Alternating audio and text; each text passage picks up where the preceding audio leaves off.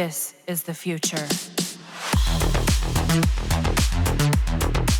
Do you remember those times where level cap enemies, or level 9999 targets are bullet sponges, that it seems that their armor and shields are made up of the strongest metal known in the universe? It was really challenging, and despite that it offers the same rewards as doing the regular survival mission, it offers players satisfaction because of the challenge it brought, allowing us to test out our endgame builds against these bullet sponge enemies. But things have changed, and Digital Extremes removed the insane armor and effective health scaling that made enemies super easy to kill. It got worse when Digital Extremes gave us the power to strip their armors easily. Admittedly, it was fun doing those types of endurance runs, but after a couple of runs, you will end up getting bored, as you will do the same thing, but you don't have extra rewards other than bragging rights that you killed a brain-dead bullet sponge artificial intelligent. But that seems to change right now, and one of the most requested feature by endgame players, or those who often play in level cap levels, finally arrived. But honestly, it is too late for some, since some of those endurance players are not playing Warframe anymore. For those who are still in the game, it felt like a revitalized game, since now we can go against level 9999 enemies and have scaling rewards.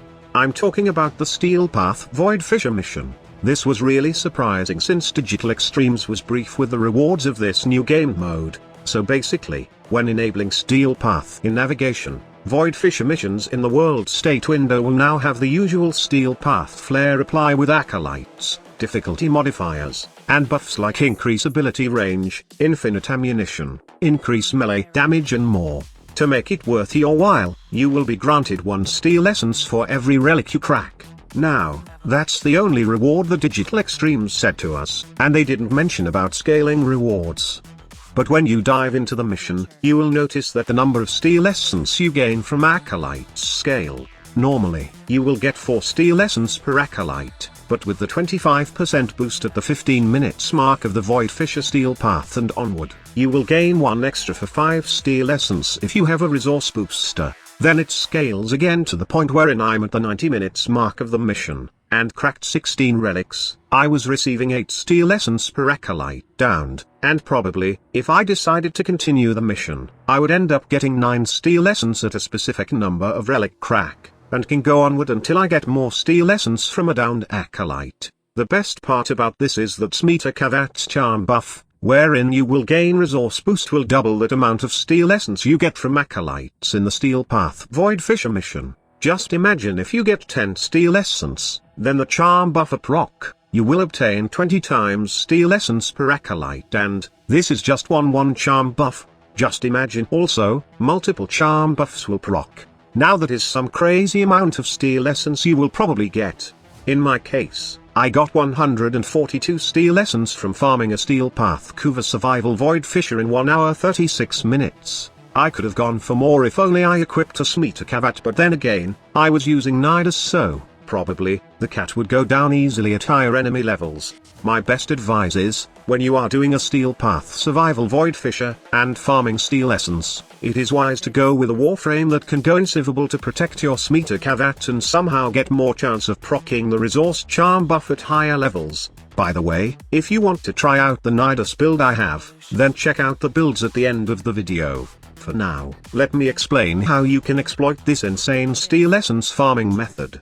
With steel essence, you will get umbral mods from Teshan, those Veil Cipher if you are lazy like me, doing challenges for Rivens, a Riven mod every week, and of course, Kuva, so you can reroll Rivens and get some god roll Rivens that you can use or sell to other players for platinum. But I think the best way to exploit this method is through the relic packs. Now, we all know that Prime Vault will be leaving soon, and it will be Prime Resurgence taking its place. So probably, we will be able to farm all Prime rotation. With relic packs, we can just focus on Steel Path farming, and getting steel essence, and pray that we get the prime parts that we need. Why even bother? It's because it gives out other types of rewards like resources we can use for the Helminth system, and you will not be short of endo also, plus the rewards I have mentioned earlier of course. Another great thing about this is the relic packs always do house those new prime relics, so If we got lots of steel essence from doing Void Fissure Steel Path, then all we need to do is crack open a relic pack and then grind for the new prime parts and sell them to other players. New prime parts do sell with higher prices, so it's good to know that you can get relic packs through steel essence. I don't know if Digital Extremes will be adding more items in the Steel Honors, but I hope they will, as this is turning to be a great game mode for those endurance players who like testing their builds. It is both rewarding and challenging, and I really love how they approached this new game mode. How about you? Are you loving the new Void Fissure Steel Path? Let me know in the comments section below. Thank you so much for watching. Squad Leader signing off.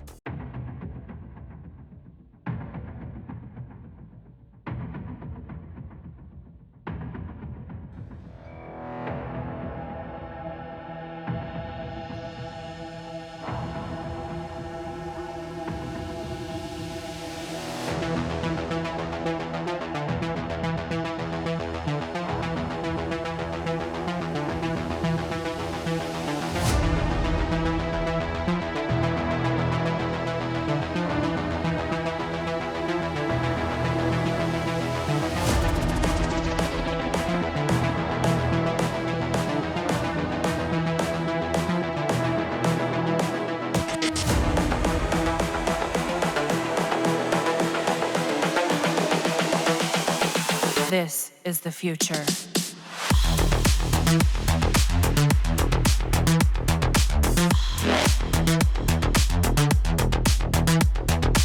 Evolution.